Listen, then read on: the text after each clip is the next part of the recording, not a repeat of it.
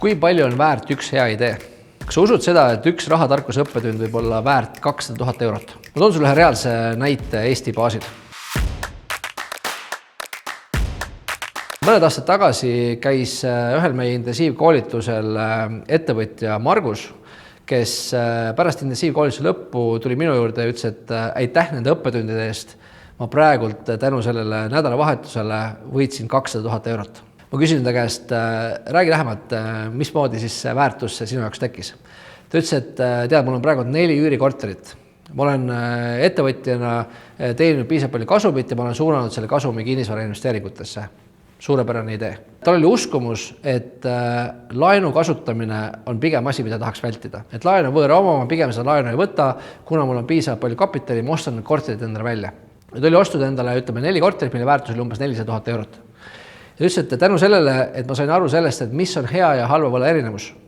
Ja ma sain aru sellest, et mul tegelikult on võimalik piltlikult minna homme sularaha automaati ja võtta 200 000 eurot välja varade alt, mis mul on tegelikult juba täna olemas. Ehk siis, kui ma läheksin panka ja mõtlesin, ma homme kindlasti helistan oma pankurile ja ütlen, et kas ma saaksin võtta 50% laenu nendele kinnisvara objektile, mis mul hetkel olemas on, ja ma olen üsna kindel, et ma saan positiivse vastuse. Mis tähendab seda, et lihtsalt ühe õppetunni, ühe uskumuse muutmine võimaldas selle, et ta sai võtta 200 000 eurot välja ja investeerida seda kuskile mujale ja panna see 200 000 eurot täiendavalt enda jaoks raha teenima. Nii et see on näide sellest, et kui palju võib tegelikult üks hea idee, mida sul on võimalik rakendama iga päev ellu, tegelikult olla ka sinu jaoks väärt. Nii et kui sa veel tunned, et sul võib-olla selliseid nagu baasteadmisi on vajaka ja sul on juba tegelikult kapital olemas, sa oled igal juhul teretulnud, sest sul on tegelikult neid käike tõenäoliselt rohkem, kui sa oskad täna ette kujutada. Ja üks asi veel, mille peale Margus ei mõelnud, on see, et kui ma võtan sellele kinnisvara objektile laenu, siis ma tegelikult suurendan sellega oma kapitali tootlust. Et kui mul on 100% oma raha ja ma näiteks teenin 6% tootlust selle kinnisvara objekti pealt, aga kui ma võtan 50% endale laenu, siis minu raha selles objektis väheneb poole võrra, ehk siis minu omakapitali tootlus 2-kordistub.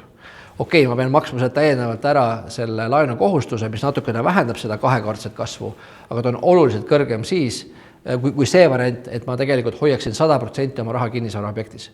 Nii et see oli ka üks väga suur taipamine, et kuidas mul on võimalik oma tootlust suurendada juba nende samade vahenditega, mis mul on täna olemas. Nii et võib-olla, kui sa vaatad oma varasid ja oma portfelli, siis sul võib olla ka seal erinevaid asju või objekte või varasid, mida võimalik palju targemalt ette kasuks tööle panna.